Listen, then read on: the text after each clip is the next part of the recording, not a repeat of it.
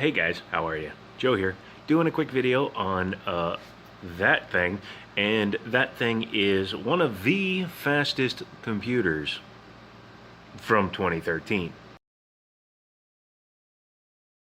Yeah, I know it's kind of weird to build something that is incorporating older tech like that, but I wanted to show you guys that what really matters is how you incorporate the tech you incorporate and the way you put it together and the choices you make that make all the difference. So come along with me, take a minute, and enjoy the video of, well, I would almost said done, but progressionally completed Project Red Devil.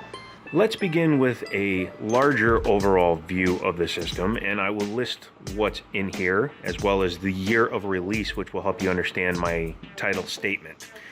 The motherboard, which arguably is the most important part of a computer, is a Asus Rampage 3 Extreme, which in 2010-2011, when these were for sale, was one of the best motherboards you could get. It has 1366 LGA socket, and it's got basically everything that was available at the time on an enthusiast grade motherboard, including things such as dual 8 pins for extreme overclocking. However, I need to find my other EPS 12 volt 8-pin connector for that. And it has triple channel memory because it's the X58 chipset, which leads me to what's underneath that water block. It has an Intel Xeon X5675 processor.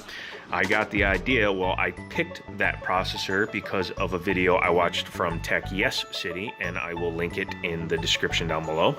And he mentioned that the 5675 was a better overclocker in comparison to the 5670, and in terms of value, I found it was a better deal than even the 5680 or 5690.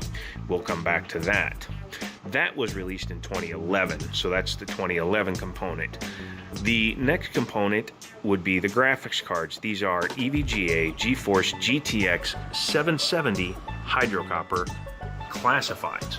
So these were, at the time, for the GTX 770 line, the best 770 you could get. And these are 4GB models. Obviously, they're running an SLI, and they are hardline water tubed. These are from 2013, and that's why I said one of the fastest systems from 2013. In terms of my cooling setup, that is a little bit more modern because this kind of hardline tubing really wasn't in fashion in 2013. It was soft tubing, and it didn't have pump res combos. This is the Enermax pump res combo, and this was the longest available at the time, which I believe is a 200mm res, and as you can see, it does have LED RGB ring around it, and it has an integrated pump. Now, it is not a D5 pump, but it has been proven to have the same, if not better, head pressure than the D5, and it runs very well. The radiators are both XSPC, and as you can see, they are, I believe, a 30mm radiator. There is a slimmer version, and then of course you can get 45 and 60s, but these are 30mm, both of them, 360 down here, 240 up here. And for cooling, I have push-pull on the 240, and I have just push on the 360. I'm using Thermaltake SP120s with LED ring lights in them. You can also see that I did make sure I left room in there, so it's not up against the case, because this is the Thermaltake Core P3. Now, this P3 did come with an acrylic front panel, but I didn't like the way it looked. I think it kind of clashed with the overall look I was going for, and I do need to make an acrylic panel to cover the rear I/O, and I will do that at some point. So that's the basics of the system. Now we can get a little bit more in depth and talk about performance and what I've done. Number one, obviously I said that it has the Xeon 5675 processor in it. When I originally got the bundle, it had the i7 930. Not a terrible processor, but being that it was first gen Intel i7, it wasn't that good.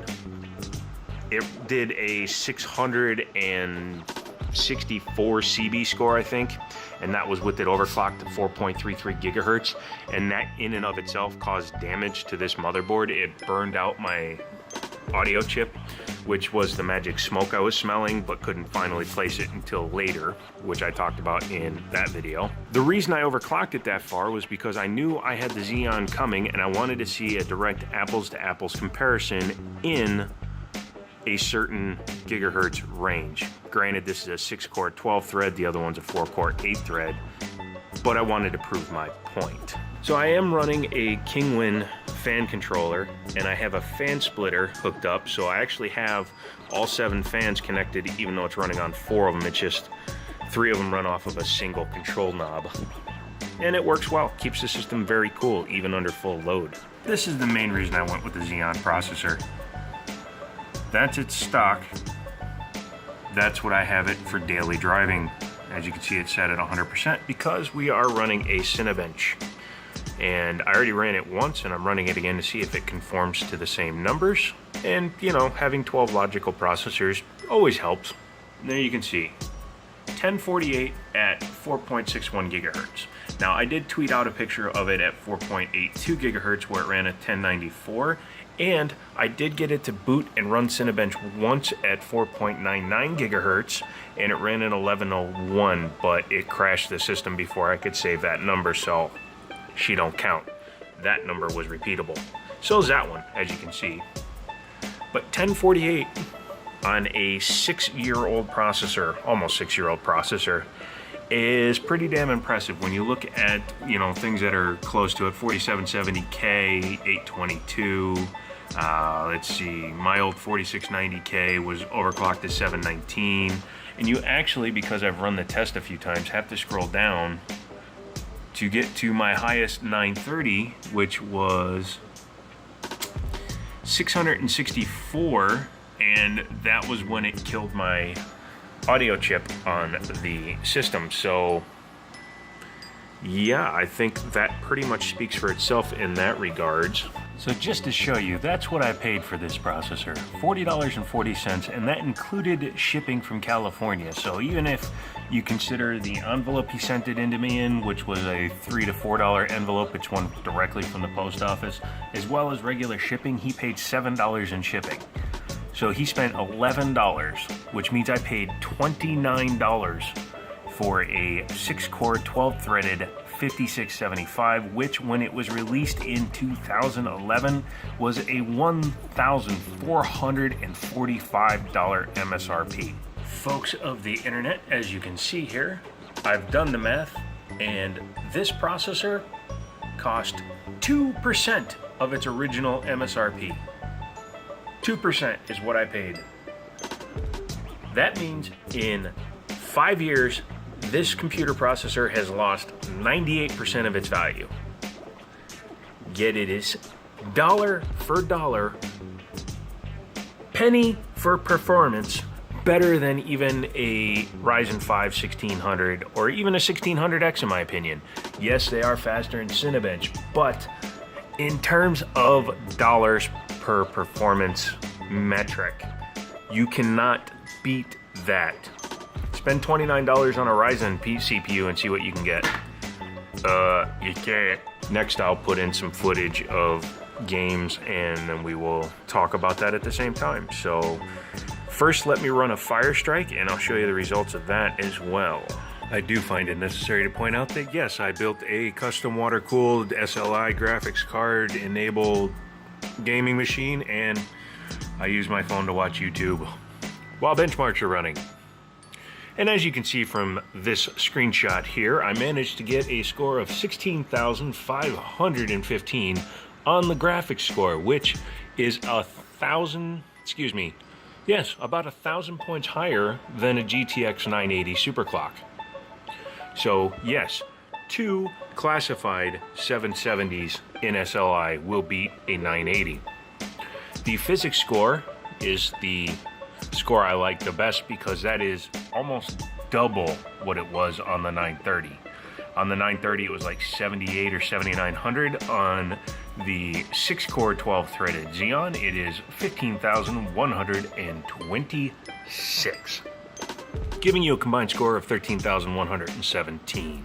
Now, one of the most common things you hear about a Xeon system is that they don't game, and that is completely false. And the reason being is a Xeon and an Intel, if they're running at the exact same speed, they're going to be comparable in performance. Yes, that Xeon has more processing cores than the i7-930, but on a per core basis, if it was running at, say, 3 gigahertz versus 3 gigahertz, they're going to run very comparably. And on top of that, Xeons are typically better binned directly from Intel because they're designed to be used in workstations and systems that need to be up 24/7, so they need to be a more durable processor. I will also point out that that processor is only a 95 watt processor versus the i7-930, which is a 145 watt processor. So right off the bat, you're getting better thermals. Now, let's dive into some GTA 5, and I will show you how well that runs, as well as Counter-Strike Go and some Rainbow Six. So these are the graphical settings that this computer thinks I should be running at. And it sets it for, well, this is the only change I made. I set it to 1440p, 60 hertz, obviously. Desyncs off, everything else is off, yet I have everything else set to high and very high, except for things like reflection. I don't care about that. And some of the other things, like I don't care about motion blur. That doesn't affect me at all. Yet interestingly enough, I'm not sure why it happened with the 690s as well, but not with the 980s. When I have more than one graphics card in it, it says that I have 8,000 megs, which is 8 gigabytes of VRAM available, when clearly I don't. And I'm filming directly off here because for some reason, it's not letting me record. And actually, I know the reason. It's because I have the recording setting set to the wrong place, and it's recording to my C drive, which is not full, or which is full. At 1440p, it's getting a pretty solid FPS. And the cards are running very cool, even under full load. Now they're boosting to 1257. I've done absolutely nothing with the graphics cards. I've left them at absolutely stock. And as you can also see, the graphics cards are bottlenecking the CPU. However, performance is pretty decent. So this is the canned benchmark that you can get on the workshop through the Steam store. And we're running at 1080p with everything absolutely maxed out. And you can see that it's doing pretty darn well. And we'll just let that run.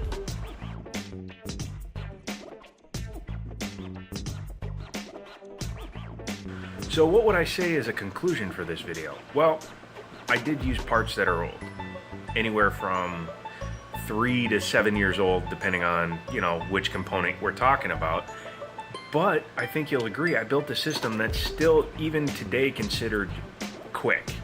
It's not super fast. It's only better than 80% of the systems that are out there. But discounting the cost of a couple of components that I've picked up over time, I have less than $300 into this entire system. And that includes that water cooling setup, radiators, everything. Custom water loop, dual graphics cards, 6-core 12-threaded processor, 5 terabytes of storage, 24 gigs of RAM, all of that for less than the cost of a PS4 Pro. So to those of you out there that do the same thing I do, that are willing to go out and pick up the cheap stuff and make it work, or to pick up the combinations that are not common and make them work, you're my people. To those of you that are just happy going out and buying a pre-built from Best Buy, more power to you. I just can't do that. I just have to tinker. I can't not tinker. I have to tinker. I'm a tinkerer. If you like this video, give me a thumbs up. If you have any questions or comments, leave those down below. Don't forget to subscribe. You can also click over here and watch another video. And as always, I'll talk to you later.